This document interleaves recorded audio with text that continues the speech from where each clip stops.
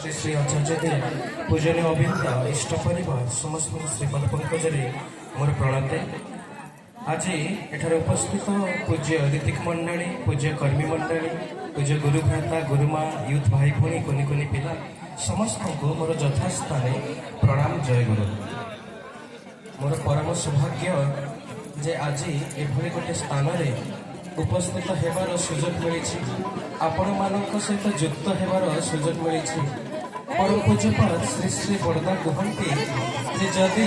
सत्य मानकर संग हो सत्संग भितर दे वास्तव में सत्य सहित संगति नहीं चलवा हुए बोली जना जाए। तेणु आज ये जे सत्ता मानकर संग एवं पुरुषोत्तम सहित युक्त ही आमे माने जे धन्य होइछे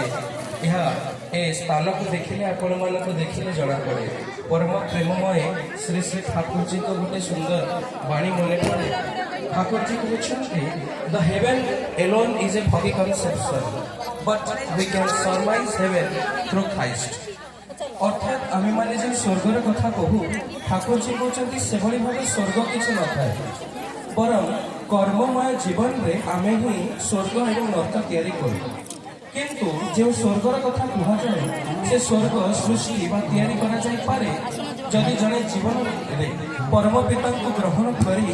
माफिक हेबाक चेष्टा करे। Surmise heaven through Christ. Surmise अर्थात किसी जिनस जहाँ आमको जना ना एविडेंस ना तथापि आम मानिकी चल तेणु से ठाकुर जी को जीवन में ग्रहण कर चलवार कथा कहुए से सत्ता मानकर संग कर कथा कहुए से सत्य सहित संगत नहीं चलवार कथा कहुए। एत समय धरी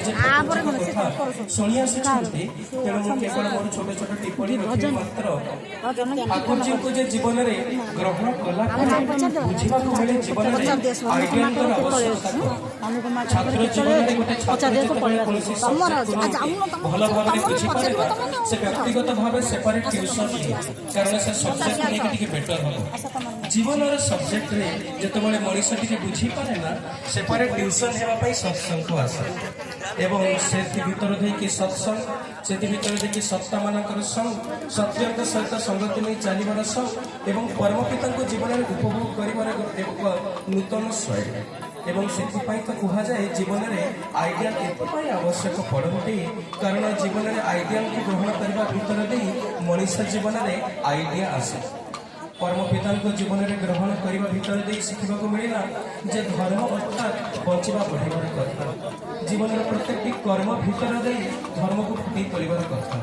सत्य अर्थात कहा जहाँ मोर बचवा बढ़ार कथा कहे आज से समस्त जिनस जहाँ भर परम पिता सहित युक्त होवार सुजोग पाऊँगी से समस्त किसी जिनस मोपाई सत किंतु आज से समस्त जिनस जहाँ आज परम पिता सहित मत युक्त कर दूरे दूसरी से सब मोपाई सत हो सत हो पारे। जीवन में त्यागर कथा जिते आसे परम पिता को जीवन में ग्रहण करने भितर भी बुझा हुए जे समस्त किसी अधिकार हुई जदि जीवन में मनीष से सबको त्याग करे बहु गुणार अधिकार हुई जदि से जीवन में केवल प्रिय परम को धरी चली पारे ताहले वास्तव में से जने त्यागी